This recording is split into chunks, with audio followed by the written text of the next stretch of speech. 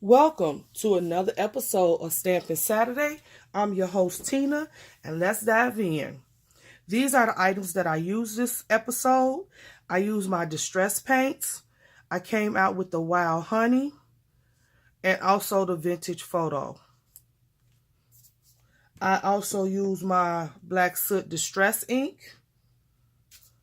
I use this Hampton Art Clean stamp. And these are the stamps that I use from this collection. The Create Definition stamp. I use this Artsy stamp. Love this little tiny stamp.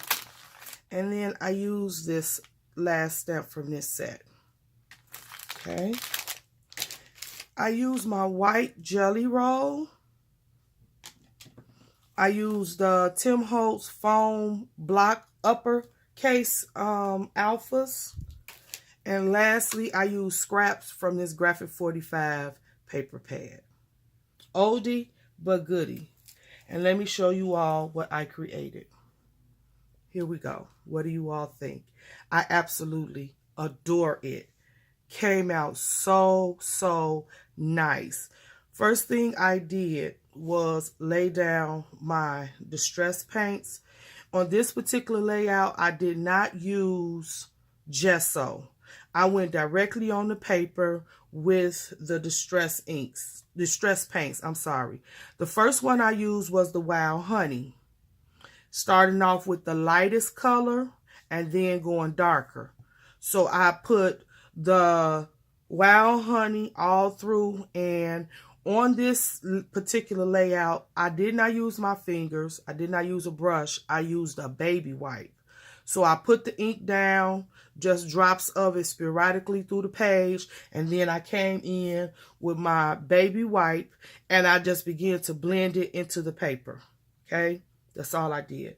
And then once I got it covered, I came in with the Vintage Photo. What I did with the Vintage Photo, I took the sponge and I just dabbed it all around the edges, and then took my baby wipe and blended it in.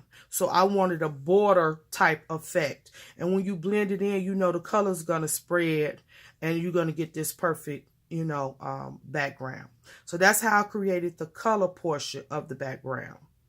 Then once that dried, because you're not putting on a heavy coat, you're putting on a thin coat, and you working it in with the baby wipe, it dries really quick. I took the stamp, this background dot stamp, and just stamped sporadically through the page. Then I took the Create stamp and filled in some of the gaps. That's how I place the Create stamp.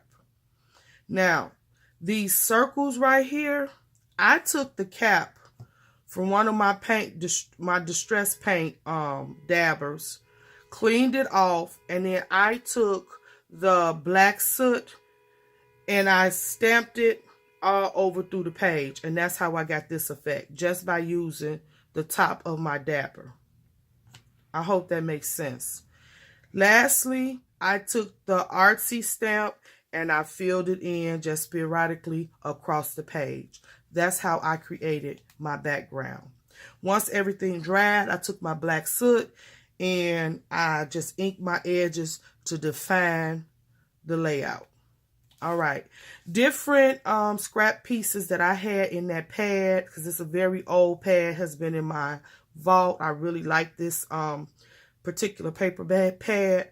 I took those out and I inked them up. Some pieces I tore just to give a distressed look, and I inked the edges with the black soot distress ink.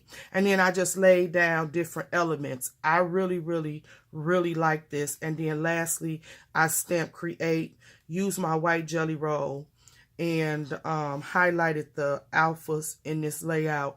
And I think it came out really cute. So you can do a lot with a little.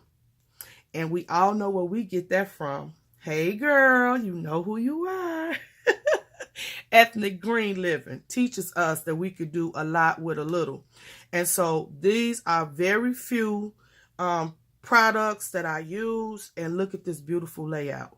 So take out what you have and just start using it. Just start laying it down. You could start off with just a few products. So what do I have? Some ink, some stamps, and then a few pieces of paper. And look what we have. All right, if you decide to take out some of your items and create a mixed media layout, please share with me. Send me a link to the video. I would love to just come over and celebrate you and to see what you created. Until next time, you all stay blessed and keep creating.